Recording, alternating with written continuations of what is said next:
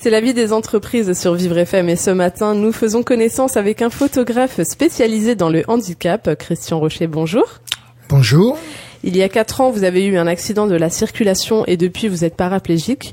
On parlera de votre histoire, de cet événement qui a changé votre vie un peu plus tard dans cette émission. Mais tout de suite, si vous le voulez bien, j'aimerais qu'on parle un petit peu de votre métier, donc de photographe, de votre passion pour la photo. Depuis quand faites-vous ce métier ?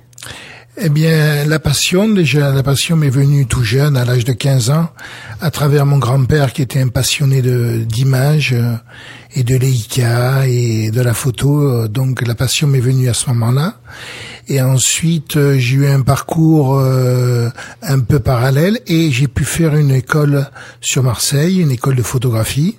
Et de là, ça m'a permis d'embrayer et d'en faire mon métier, travailler dans la publicité, travailler dans la mode.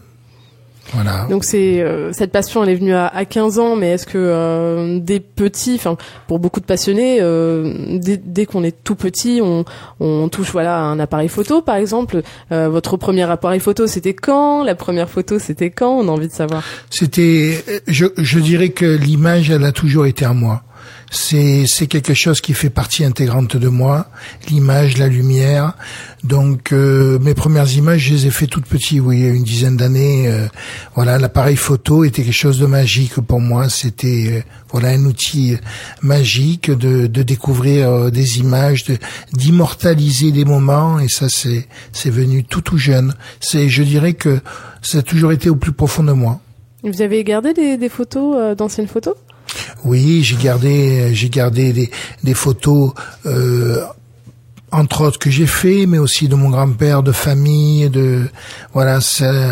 ça laisse une trace. L'image, c'est quelque chose qui rentre dans la catégorie de l'art et c'est un passage sur terre et on laisse quelque chose. Voilà, c'est ça qui est beau, quoi. Voilà, et c'est ça c'est ce qui vous plaît dans la photo. Pourquoi avoir choisi la photo ? Pourquoi avoir choisi la photo ? Parce que la photo, on rentre dans un autre monde, dans un autre univers. C'est quelque chose de magnifique, c'est quelque chose de magique. C'est un côté magicien, c'est fabuleux à l'époque, moi, quand j'ai découvert l'image et j'en ai fait mon métier, c'était à l'époque de l'argentique. Les numériques n'existaient pas. Oui. Donc, il y avait un côté très magique quand on développait ces images et qu'on voyait apparaître l'image sur le papier. C'était quelque chose de fabuleux. Et puis, on saisit des expressions, on saisit des regards, on saisit des paysages qu'on ne voit pas. On prend pas le temps de voir dans la vie. C'est pour ça que je dis que quelque part, l'image, on passe dans un autre monde, dans une autre dimension. Est-ce que vous pensez qu'on est un peu trop pressé, qu'on ne prend pas justement le temps d'apprécier les jolies choses ? Complètement, on ne sait plus regarder, on ne prend pas le temps de regarder. Les choses sont belles tout autour de nous, voilà. Et parlez-nous un petit peu de votre style. Ce sont des photos, vous êtes plutôt photographe de mode et dans la publicité, j'ai pu voir donc que vous aviez travaillé là-dedans. Complètement. Ça a été la première partie de ma vie qui a été très enrichissante, qui m'a beaucoup apporté. Mais aujourd'hui, je suis passé dans une autre dimension suite aussi à mon accident. Voilà. L'accident est vraiment aussi pour moi une deuxième naissance. Et donc, mon regard a encore changé, a encore évolué, a encore changé. C'est-à-dire que je vois bien plus les choses tout autour de moi, tout est beau, il suffit de savoir le regarder avec une belle lumière et de prendre le temps. Et donc, les choses sont beaucoup plus profondes.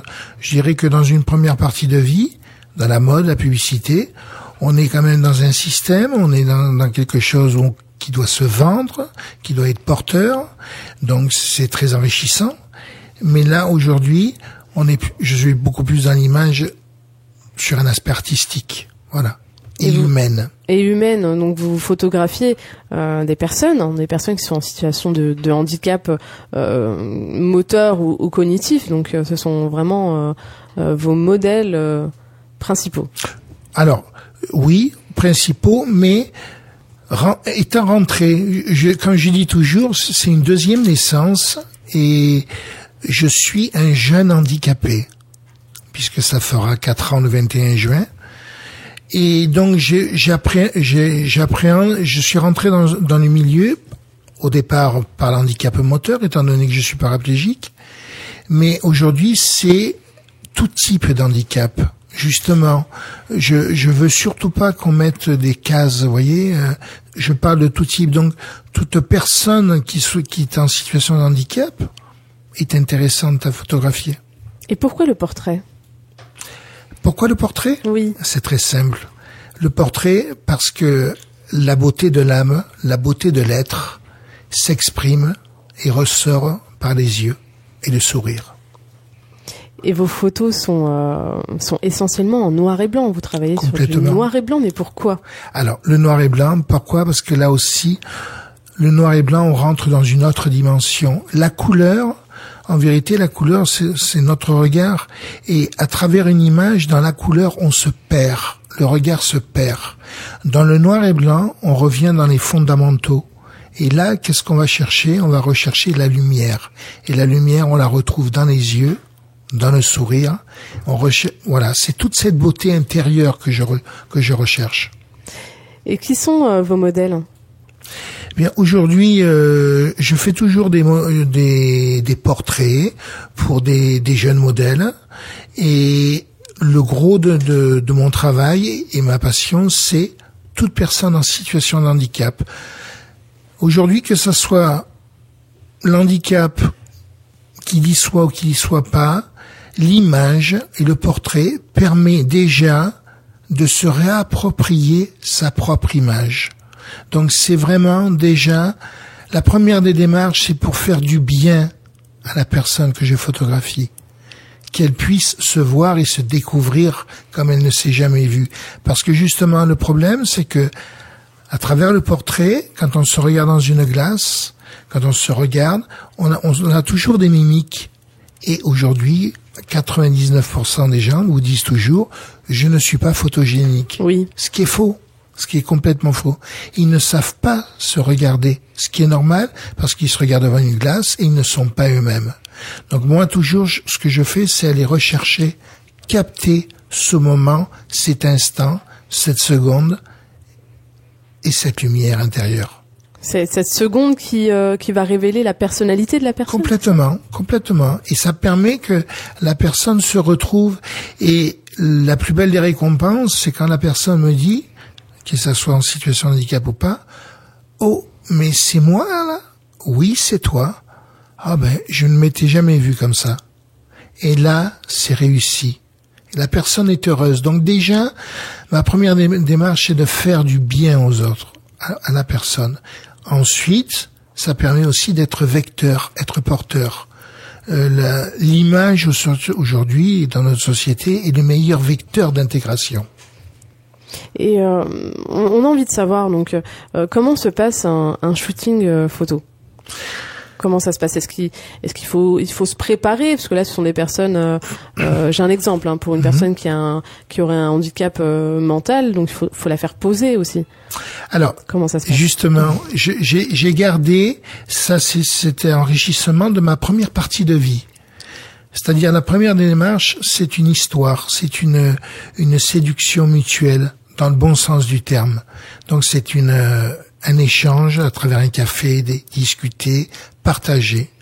Ensuite, au moment de la prise de vue, je travaille comme que je travaillais il y a 25 ans en arrière dans la mode, c'est-à-dire je ne veux surtout pas, et je suis vraiment contre ça, de faire poser quelqu'un. Parce que c'est en faisant poser quelqu'un qu'on n'aura jamais sa lumière. On va avoir ce qu'on veut, mais on n'aura pas la lumière de la personne. Moi, ce que je veux, c'est la beauté de la personne. Donc, je dis bien, comme quand je travaillais dans la mode, je mets de la musique, on prend un moment, tranquille, on se laisse aller, et la personne fait ce qu'elle ressent. Surtout ce qu'elle ressent. Alors, au début, les personnes ne savent pas, mais je leur dis bien, laissez-vous aller à chaque clic d'appareil photo, à chaque flash qui claque, vous changez, vous vous laissez aller, vous me regardez pas, vous souriez pas, vous faites ce que vous avez envie. Et à un moment donné, au bout de 100, 200, 250 images, 300 images, je vais capter.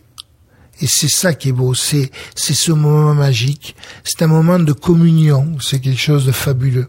Et la personne le sent elle-même, elle s'est sentie bien, elle se regarde, et c'est ça le résultat. Donc c'est toute une démarche de cœur, c'est une histoire.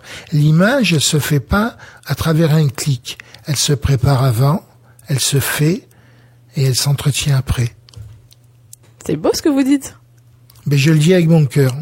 Et comment on fait pour rassurer une personne devant l'objectif, parce que c'est pas facile. Peut-être que la personne stresse et bien sûr. Alors, qu'est-ce qu'on lui dit pour la rassurer à ce moment-là? Qu'est-ce qu'on lui dit? Ben, c'est déjà avant cette première démarche de boire un café ensemble, d'échanger, de partager. Alors, dans le cadre de l'handicap, ben, les portes sont toutes ouvertes parce que je suis aussi moi-même paraplégique, donc je suis aussi rentré dans leur monde. C'est mon monde aussi. Moi, l'accident, le jour de l'accident, ma notion à moi, je suis rentré dans un autre monde. J'ai eu une première partie de vie, et là, je suis rentré dans un autre monde. Donc, je me mets, et je suis toujours avec mon cœur, donc je les comprends, et les gens se sentent à l'aise de suite. Je pense que la même démarche, 4 ans en arrière, je n'aurais pas pu avoir cette même approche. Parce qu'il y aurait eu peut-être une peur, une crainte, un côté voyeurisme, mais là, je suis à égalité, comme eux. On est ensemble. On est déjà en communion de par l'handicap. Est-ce que la relation photographe-modèle est une relation de confiance avant tout? Bien sûr. C'est une belle séduction. Mais quelque chose de beau. Après la pause musicale, nous parlerons d'un événement qui a donc changé votre vie.